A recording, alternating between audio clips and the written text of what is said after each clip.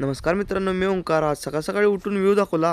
View दाखवून आपल्याला रात्री आणलेलं डबं मोकळं करायचं होतं. डब्यातल्या किड्यांनी खत वक्कळ सांडलेलं खाली. ट्रॅक्टरमधली हायड्रोलिक ऑइल लेवल कमी झाली, त्यासाठी हायड्रोलिक ऑइलचं कॅन उचललो. हायड्रोलिक ऑइल घालून लगेच निघालो खत मोकळं करायला. थोडासा चढ लागल्यावर ट्रॅक्टरनं लगेच सर्कस सुरू केली. हे पण खत आपल्याला 4 दोरीच्या वरतीच ओतायचं होतं. 2 डबं जोडून काय तिथपर्यंत जात नव्हतं, त्यामुळे एक डबा इथं सोडला आणि 4 चाकी डबा पहिला नेऊन ओतायला गेलतो. 4 चाकी डबा मोकळा करून थोडी बोरं घेतलेली खायला.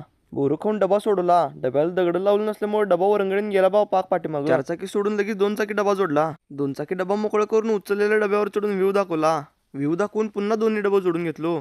जसं जोडलं तसं लगेचच निघालो बघा. हे आहे असं ट्रॅक्टर नेऊन पोल्ट्रीपाशी सोडलो. जाता जाता आपल्याला घराकडे दूध न्यायचं होतं. दूध घरात देऊन विहिरीपाशी आलतो. सिंगल पीचची मोटर सुरू करायची होती.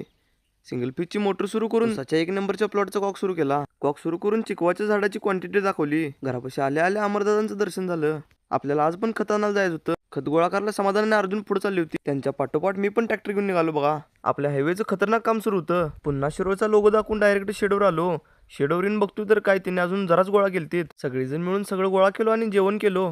जेवण केल्यावर टीम सगळी झोपून टाकलेली. फटाफट सगळ्यात पहिला 2 चाकी डबा भरून घेतला. डबा भरून टेकडाच्या पार वर सोडायला आलतो. फटाफट 2 चाकी सोडून 4 चाकी जोडून घेतलो. जसं जोडलं तसं नॉन स्टॉप भरलो बघा. तसं दोन्ही डबं भरून निघायला आम्हाला अंधारच पडलेला. पुन्हा आणि शिरोळचा लोगो दाखवून आपल्या घराकडे निघालो. आज पण जाता जाता हायवेच्या कडेला थांबलो तो थंबनेल घ्यायसाठी. थंबनेल घेऊन एक आडव्या रस्त्यापर्यंत आलो असेल तोपर्यंत ट्रॅक्टरचं डिझेल संपलेलं. डिझेल घेऊन या म्हणून काकांनी सांगितलेलं. तोपर्यंत खायला खात बसलेलो मी. डिझेल घेऊन काका काय आले नाहीत. बंडू मामाला लावून दिलती. डिझेल घालून निघालो बघा आपल्या गावाकडं. ट्रॅक्टर उसापाशी लावून डायरेक्ट घरात आलो. घरात येऊन आंघोळ पण केलो. आंघोळ करून व्लॉग एंड केलो. भेटूया नेक्स्ट व्लॉग मध्ये. बाय.